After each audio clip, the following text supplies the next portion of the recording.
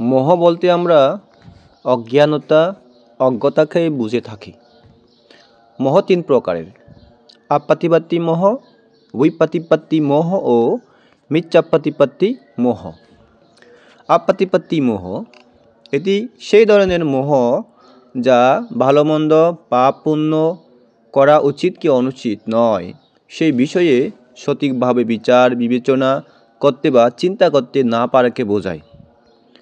অন্যভাবে বললে জ্ঞান বা দক্ষতার অভাবের কারণে অথবা অতিরিক্ত অহংকারের জন্য এই মোহ দেখা দেয়।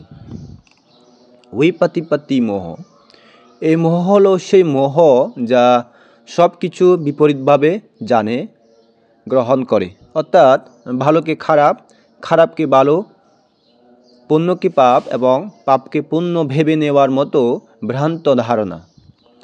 অন্যভাবে বললে ভুল বিশ্বাস, ভুল শিক্ষক বা ভুল শিক্ষা গ্রহণের কারণে এবং নিজের ভুল চিন্তা বা ভুল ধারণার ফলে এই মোহ সৃষ্টি হয়। রাগপ্রবণ লোকদের মধ্যে এই ধরনের মোহ বেশি দেখা যায়।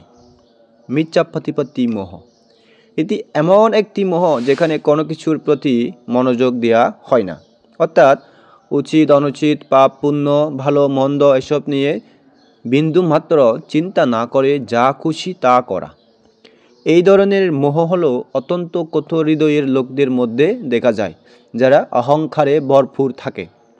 এটি ইচ্ছাকৃতভাবে অসৎ হওয়া এবং কোনো রকম দায়িত্ব বা বিবেচনা ছাড়াই কাজ করার মতো জ্ঞানহীনতা। তিন প্রকার মোহের মধ্যে এই মোহটি সবচেয়ে ভয়ানক। এটি জেনে শুনে করা অপরাধের সঙ্গে তুলনীয়। তাই মোহকে শুধু অজ্ঞতা অজ্ঞানতা বলে ধরে নেবেন না।